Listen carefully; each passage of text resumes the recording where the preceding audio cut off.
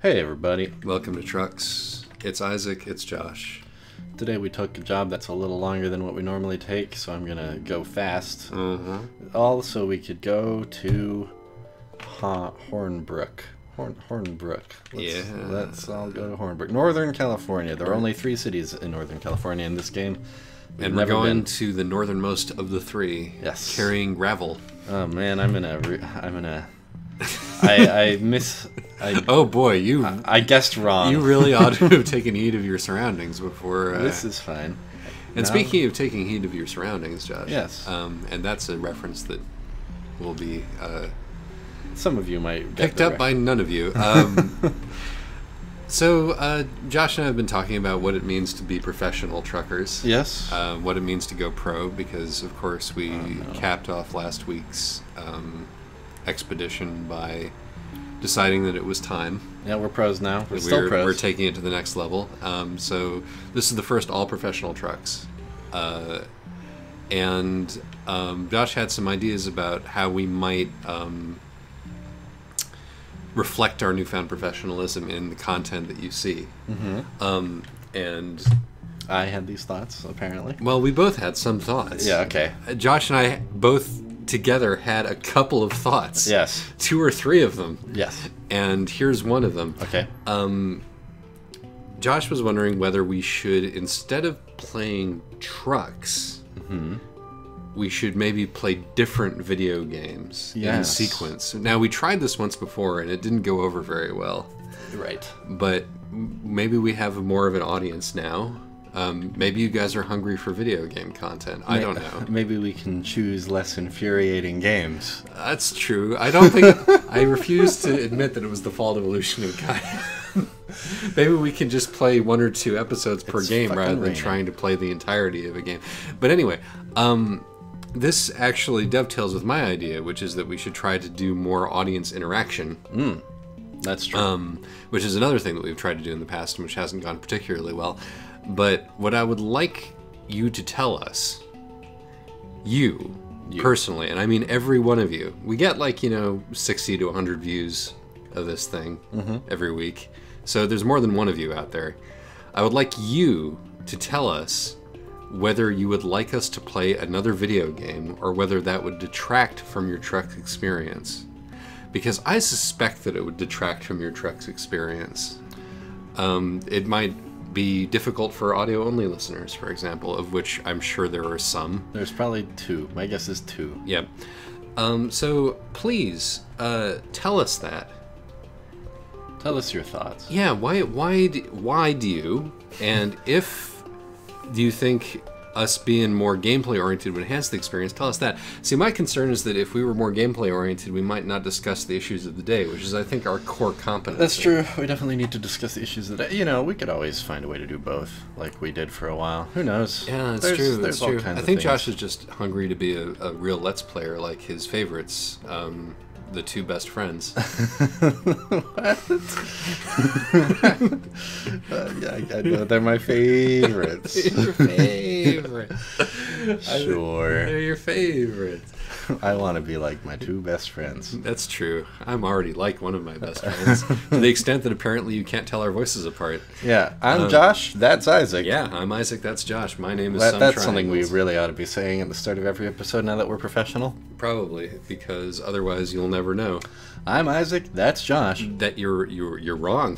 Oh. You're just straight up incorrect about that. You are mistaken. Our ego boundaries have not bled into each other to that extent. We maintain normal, healthy adult relationships here. I'm Jacob. And I'm Reese. And we're Jacob and Reese. We have something to talk about this episode. We do, actually. But I'm serious. If you don't feel like telling us about that... Whoa, bunnies? Actual tumbleweed. Oh. Those are terrible tumbleweeds. No. I thought they were bunnies. I thought they were poorly rendered bunny rabbits. This game isn't going to give me an opportunity to run over a bunny rabbit. Oh. Somebody actually asked me on my Tumblr whether we'd ever flipped a truck. Oh, well, the answer is yes. Yeah, we have. There you go, Anon. That's the other thing, actually. We kind of want to do a viewer question episode. Yes. So, I think that if you send me questions to my Tumblr, or if you put questions on this YouTube page, or if for some reason you want to interact with Josh on the internet, yeah, good. We will save all those questions up, and we will answer them all in an upcoming episode of Trucks Not Trucks. You know what real Trucks Not Trucks? I was leaving the door open to whether we might be playing. Right. I thought you meant like a game show. The Witcher 3. It has to be identified by the contestants whether or not it's a truck. You know, kind of like this or that. Trucks Not Trucks. This is a much better idea than any of the ones we had when we were discussing our professional trucks career. But yeah, you know what the real podcasts do is they have like reader mail at the end that they do every time. Exactly. So, but we can't do that if you guys don't send us mail. Yeah. So for the God's sake, we promise not to make fun of you too much. We'll make fun of you a little bit. It'll be sporting. But... yeah, it'll be like Strong Bad or you know, Santa. Yeah. So anyway, why don't you do that? And without further ado, I now present the topic of discussion for this week's Trucks, which is I've been noticing that a lot of folks who are done with Homestuck, because Homestuck is done, have been inspired to write their own stuff. Good for them. I mean, good for them. I don't know if any of them have actually gone ahead and done that. I mean, I know some of them have, but they were already writing on the regular. But folks are more vocally feeling like they ought to do some creative work because Homestuck has demonstrated that the bar is low. That's not why. I think it's partially out of a desire to set the world to rights following, you know, creative catastrophes that one has witnessed, but also just like, you know, I'm full of juice now. Yeah. Homestuck has poured its juice into me for years. It's time for me to spill some of my own juice onto the juice receptacle of the world. Yeah. And I've been feeling that too, you know. What kind of ideas we got? Well, I got 2 ideas, and I'm going to tell them to you because I don't think that any of y'all are going to steal them from me. Okay. And if you did, I would deserve it. Because I don't write very much. Okay. And that makes me a bad person. At least it makes you a bad writer. I mean, yeah, as far as I'm concerned, the 2 things are one and the same, as I have demonstrated here over and over again. Yeah, no, I genuinely believe that my lack of productivity is a reflection of my hollowness as a human being. Okay. But that aside, here are my 2 ideas, yes. right? First one is I want to take the stuff about Homestuck that made it very successful, and that is it had a sorting hat. Yeah. And the characters had colors. Yeah. That were associated with them. The only 2 things. Yes, those were the 2 things that made Homestuck good. Or at least that made it very popular, because before it had either of those things, it wasn't very popular. Yeah. Ergo, yeah, those were the big things. And you know, people have written about this. This is the thing that makes you super famous, is if you can develop a means of organizing human beings into categories, you are golden. Yeah, and you can jump into the crowded YA market and make yourself a tidy sum. And because I don't like working. I thought that maybe I would write a famous YA novel and not have to work anymore. Easy. Because Chris Columbus would make a movie out of my book. YA publishing is famously non-competitive. Exactly. It's, if anything, it is a open door. Yes. Make yourself a rich man with this one neat trick. This one weird pony. Copy Harry Potter. I mean, I'm copying Homestuck. I'm not copying Harry Potter. You're copying Harry Potter first. You literally said sorting hat. Yeah, that's the industry term. Yeah, okay. Yeah. We're not copying Call of Duty. I named you after the bravest man I ever know, Homestuck Potter. Anyway, the problem. The problem is that there's a double-edged sword here to doing that. Okay. On the one hand, it's good creative activity because it's easier to come up with your categories for human beings than it is to write characters. Yeah. I mean, but also to write, period. Yeah. You know, coming up with a list is something that I'm very good at. Sure. You know I'm good at lists. Yeah. And I've already come up with my list. Do you want to hear my list of human categories? categories? How are we going to sort them? Okay, so this applies to teens. Okay. Right? And they all have their own color. Yeah. So you've got the good artists. Good artists. Who are kind of the color of a really nice sunset. Okay. You've got the trauma boys. Trauma boys. Who are all very sweet. And they're kind of the color of raised scar tissue. I need clarification on Trauma Boys. They're Gamzee, basically. Okay. I'm stealing Gamzee from Homestuck because Homestuck didn't do a good job with Gamzee, so Gamzee is everybody's... Okay. Everybody has a right to Gamzee at this point. Sure. Public domain Gamzee. Then we have the bitter children. The bitter children. Who resent everybody else's success. Uh-huh. And their color is dark. Dark. And they, their superpower is that their shadows can eat people. Wait, does everyone have superpowers?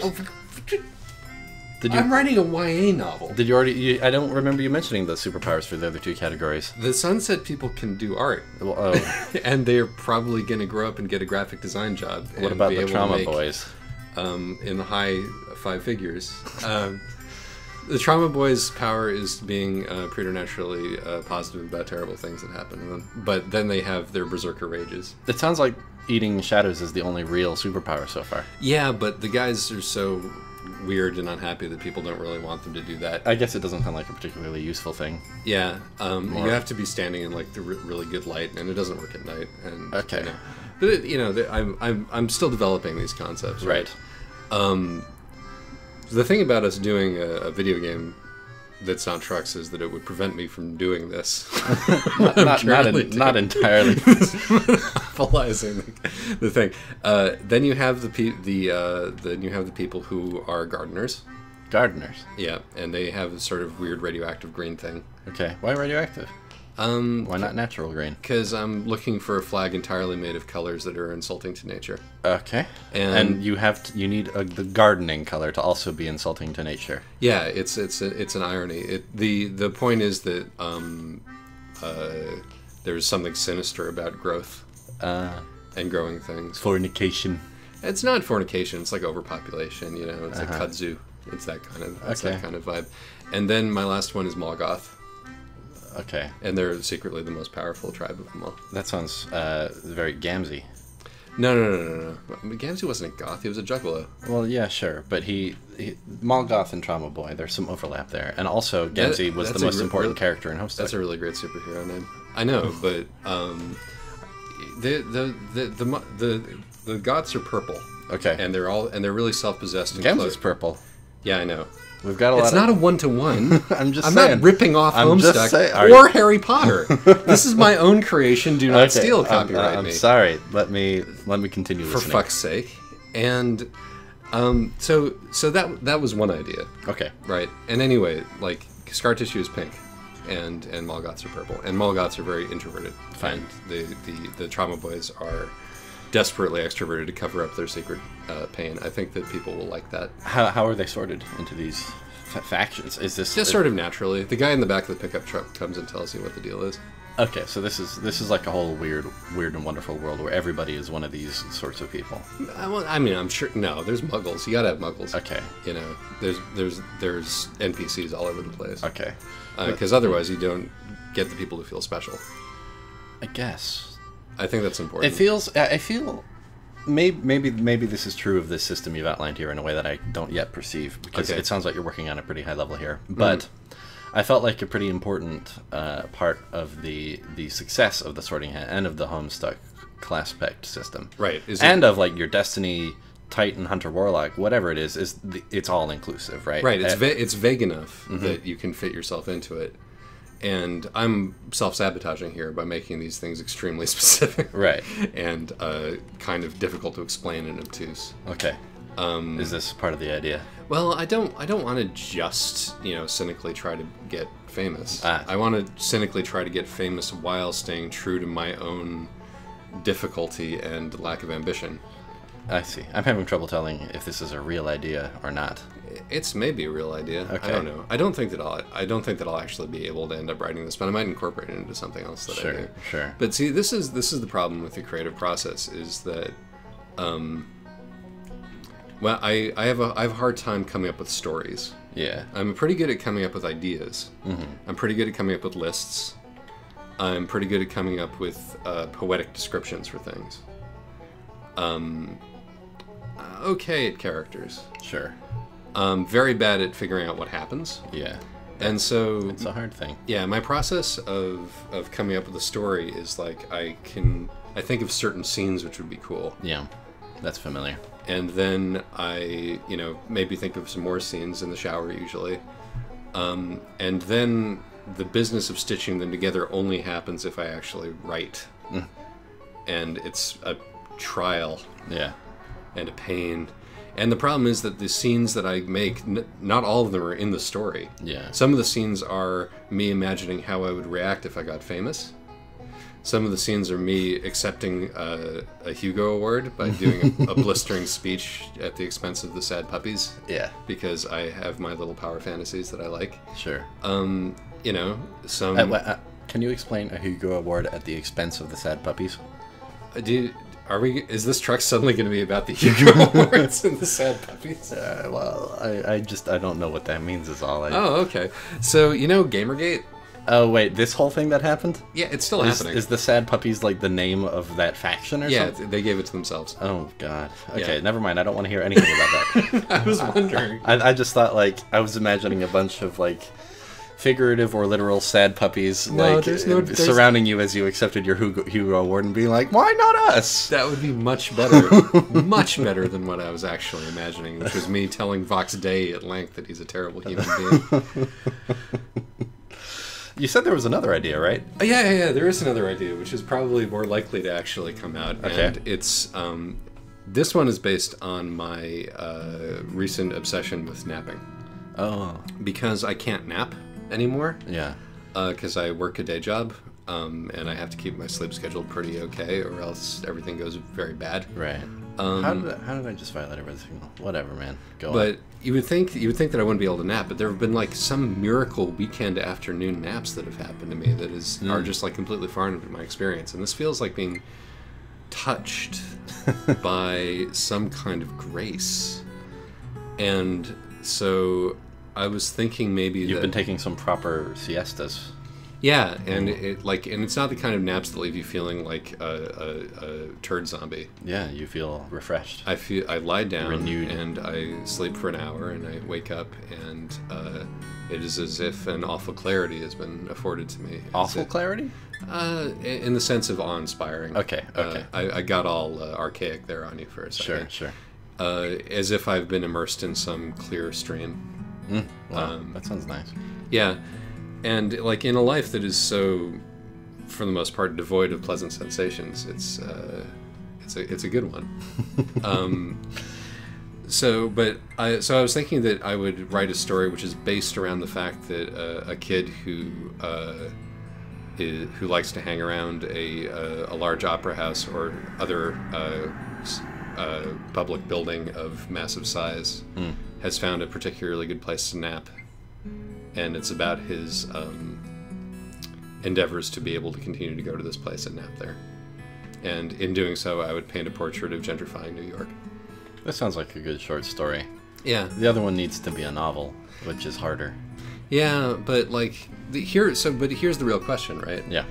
When I imagine writing a story, I imagine writing the whole thing down and then showing it to people who might publish it, which is such a last century idea. Yeah, especially when it comes to short stories. Yeah, and it's I think that maybe, what I would do instead is to write fiction and put it on the internet for people to see. Yeah. And, there are a lot of Homestuck fanfic authors who are doing real publishing because they put so much of their work out there for free. Mm-hmm. And, I'm getting a late start. Yeah. A late start.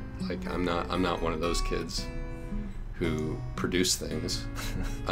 That's not entirely true. You produce things. I know. Just this is my vibe today. Okay. This is my vibe. Okay. You don't kill my vibe, please. Okay, I won't. You're useless, and you never do anything. Yes. Oh, you just made me sad. Well, you asked for the vibe. I'm trying to reinforce your vibe. Your vibe isn't telling me that I'm bad. That's not your vibe. My vibe is accepting without complaint that you are bad. Yes, it's your passive acceptance of the vibe in the room that really defines who you are, I feel. Okay. I'll do my best to channel that. Thank you. Besides, if we overbalance and go over the tip into outright tragedy, then this is no longer going to be fun for anybody. I object. That is not what I was doing by glibly accepting that you are useless. Are you sure? Yes. Okay. Everyone here knows that you're not. Yeah, it's true. I'm making funny jokes at my own expense. You're not supposed to do that if you've got depression, by the way. It's not recommended. Cognitive behavioral therapists would tell you that I'm just making it worse. It happens. Yeah, I know. It's a little self-indulgent. You know, I had a can of Surge yesterday. Yeah. Like, you know Surge? They still sell that stuff? Well, they didn't for a very long time, but now they do again because the people who grew up with a slightly mystical association with it are now old enough to be like major economic actors. And so we get to shape the world around us for about 10 years. Is it like highly caffeinated? Yeah, it's basically a Mountain Dew knockoff, but it's better than Mountain Dew in a number of mysterious respects. Anyway, I had a can of it, and I was so happy and productive yesterday. It really makes you think about whether I should just do drugs. Caffeine. Yeah, stimulants specifically. I mean, I've tried drinking a lot, and that didn't really do anything good. Sure. But that aside, I'm thinking that maybe it's, you know, even though I'm like, so here's the deal, right? Yes. You do stuff for a long time, and for a while you're like, hey, you know, it doesn't really matter if it's good or bad. I'm just putting it out there. You know, that's what you're supposed to do. You're supposed to put it out there, put it out there, put it out there, see if anything clicks, put it out there, put it out there. And then after a while you're like, gee, nobody really thinks that this is great. Maybe I should stop. And that's sort of where I've been for the last 4 or 5 years. I see. With the exception of like some Homestuck fic or whatever. And so like starting up putting it on the internet for people to see again, just willy-nilly, feels in some way like atavism, but it also feels like the only logical way to proceed. Like, the idea that I'll write a novel and then send it to a publisher just seems completely ridiculous. Yeah, I mean, it seems kind of like you've answered your own question here. You've already extolled the virtue of just doing it for a while. Yeah. We all kind of know that being discouraged by the reactions of others is at worst something that ought to be viewed as a temporary setback. Do you think so? I mean, I feel a sort of youthful vigor in that is somewhat lost to me. Well, I feel that two things are simultaneously true. One of which is that you'll get better at whatever you're doing if you're doing it repeatedly, whether or not you're really even trying to. And the other of which is that the longer you do a thing publicly, the more likely it becomes that it'll find its niche. Yeah, I mean, I understand the math of this stuff. It's just like, motivation is a weird fruit. Yeah, totally. You know, motivation is like a prickly pear. Yeah, and it's hard to, like, I mean, it could just be that you're not feeling whatever it is that you have been doing for however much time, and it's time to just switch it up. Yeah, that's true. And like, yeah, maybe it's time again to dip into pure fiction. Yeah. And to be like, you know, and to just smell my prose.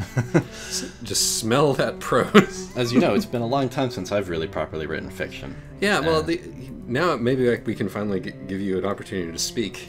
Hey, that's fine. I was just gonna share a goofy idea I've been kicking around for a little while now, which is, I hear that a good way to sell your fiction on the internet is to write very particular sorts of things for very particular sorts of niches. You're not going to do dinosaur porn, are you? Oh, no, listen, here's my idea. What I want to do, I think this is a niche that I could fill wonderfully, is like short novels which are one half workaday, sci-fi, like blue-collar stuff. Okay. And the other half smut. What do you think? I feel like you are a man who is too embarrassed by sex to write smut. Oh, no. I'm very good at writing smut. Oh, my goodness. How have I never experienced... Well, I guess that's probably obvious. I don't know how it would have come up, to be honest with you. You're very good at writing smut. It's one of my greatest secrets. Oh, my God. He's like staring at me. I had no idea. We've been friends for so long. Well, I've never had occasion to show you my smut. That's true. That's true. Do you have like? Have you publicized your smut in any? Not in that sort of way. No. No. Fascinating. It's been a private affair. Generally. You've been keeping your light under a bushel. Man. Light under a bushel. Yeah, that's a. But no, in theory, tell me about how this idea for a novel sounds. Like, removed from the fact that I'm the one writing it. You just sort of like space jobs plus sex. Plus sex. Space sex. I mean, I think that there's a huge market for space sex invested with a sense of gritty realism. There's a huge market for quotidian sci-fi stuff, I feel. Yeah. I mean, it's like, I feel like the people who I see on my blog doggedly posting Babylon 5, sort of images of people. I mean, and the images from Babylon 5 that people share are not space battles. They're like, people at dinner parties performing their ambassadorial duties. Right. It's all like, just Odo getting on with things in the Deep Space Nine fandom. Yeah, that's what people want to see. Yeah, exactly. And so I think that part of it is definitely true. And like, you are, you must be aware that smut is never a bad thing in terms of like selling your work to people. Yeah. I mean, Tumblr user Snarp has mentioned a couple of science fiction books at the in relation to the end of Homestuck, and I decided that in order to get those jokes, I would buy those books and read them. And I read the first one, which is called The Forgotten Beasts of Eld, which is very good. It's short. I was able to read it in a day. I saw that on the kitchen counter. I was like, this is a very corny looking novel. It's not uncorny, but it is an extremely competent rendition of an old set of ideas. Sometimes you want that corn. Yeah, it's good, nourishing corn, I feel. And I was like, and I read it, and I was like, oh man, I'm glad I read it. I felt like I ate that book in a single sitting. It was delicious. I take very little away from it. The other one I think, is something that is called like the Black Gem trilogy, or something like that. It's about a race of winged super witches called the Blood, and a dude is castrated on like the first 5 pages of this book. His balls are eaten off by rats, while his brooding, centuries-old buddy, comes and puts him out of his misery by breaking his neck, but the dude can't do anything about it because he has like a cock ring of obedience. This is a 1,000-page trilogy. And I got about 6 pages into it, and I was like, I'm allowed to do this? I could write anything? However fucking weird my subconscious and dumb and perverse my interior is, I could just dump this onto the page. This woman clearly has fans and readers. And is beloved because this speaks to somebody. And I'm like, man, maybe what I really need to do is jam a hose up my septum and just spill all of the worst things. I think there's something to it. The way to express yourself in the internet age is to write for the tiny pocket of people that you no doubt represent. Exactly, and that means that the key is honesty. Do you feel like writing quotidian space stuff plus porn would be an honest representation of the Josh Trevitt phenomenon? It's hard to unpack exactly what you mean by that. But yes, I think that there is some quotidian space porn inside me, which could be fruitfully released. Yeah, I think that fruitfully released. That's really good. But I think that's the deal. That's the missing element. That fruit of motivation is that I have to be writing things that are so stupid in particular that they continually delight me while I'm writing them. Yeah. I think that has to be it. I think that I have to delve deep into the well of self and bring out the worst wiggly, fetid things that I can find. I wonder if such work would benefit from an editor or from not having an editor.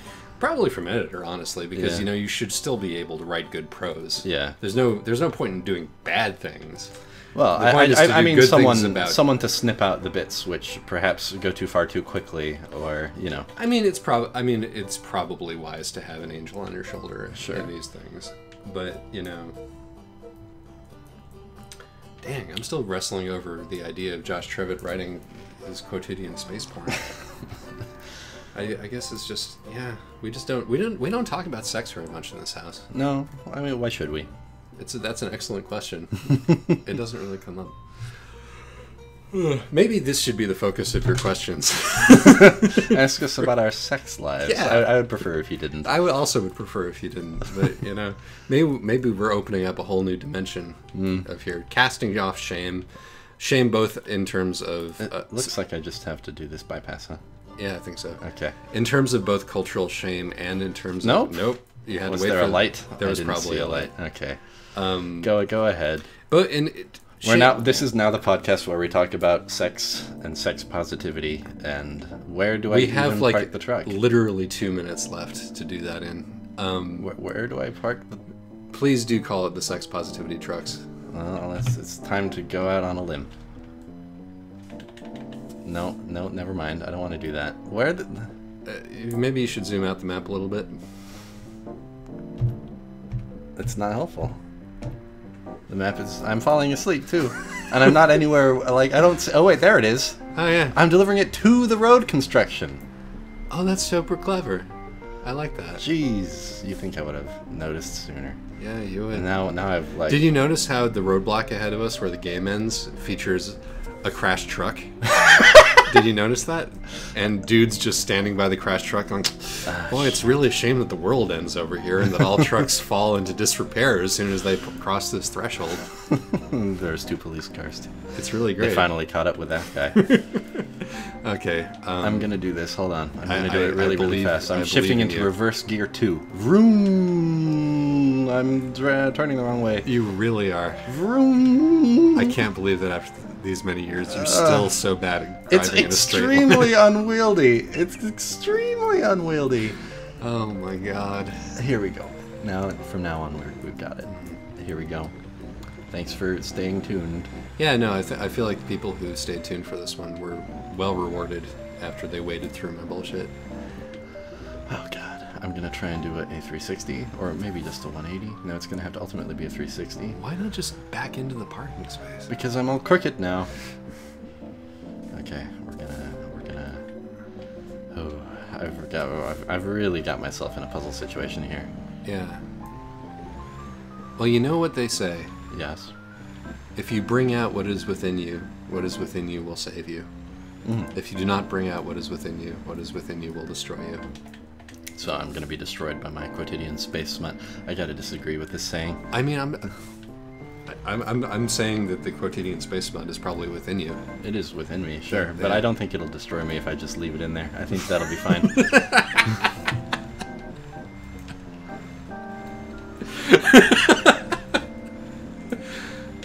Sometimes the thing inside you just isn't that important, kids. If you do not bring forth what is within you, That's okay. who cares? Let's be real. Maybe it'll be better if you do bring it out, but honestly, But, you know, no. it's like not all tumors are cancerous. Raise your hand if you are just dying to hear my quotidian space smut. In which case, Please tell us, Yeah. because I would be fascinated to see this particular project go forward. Good job. What was the other project? I swear I had another project in mind, but I've forgotten it. And all I have in my mind right now is quotidian space smut. Excellent. Maybe you can get some of that out. All right. Any closing thoughts? Yeah, please leave us some sort of feedback so that we have an idea of what we should do next. Because otherwise, I think we'll probably start playing Dark Souls or something. Whoa, really? I mean, Can I get you to do a Dark Souls playthrough? I mean, it'll be terrible in all respects. But That's an interesting idea. you have a whole. I'm sure there's a whole contingent here that's only watching these because they're waiting for you to finish your Dark Souls. Yeah, videos, what a slap in the face to them it would be if we then started doing a second Dark Souls series where Isaac is playing and saying well, this is anime. Yeah. I see no redeeming qualities in this whatsoever. People who like this must be easily fooled. Okay. Bunch of rubes. You're all a bunch of rubes. Like, comment, and subscribe. Goodbye, friends.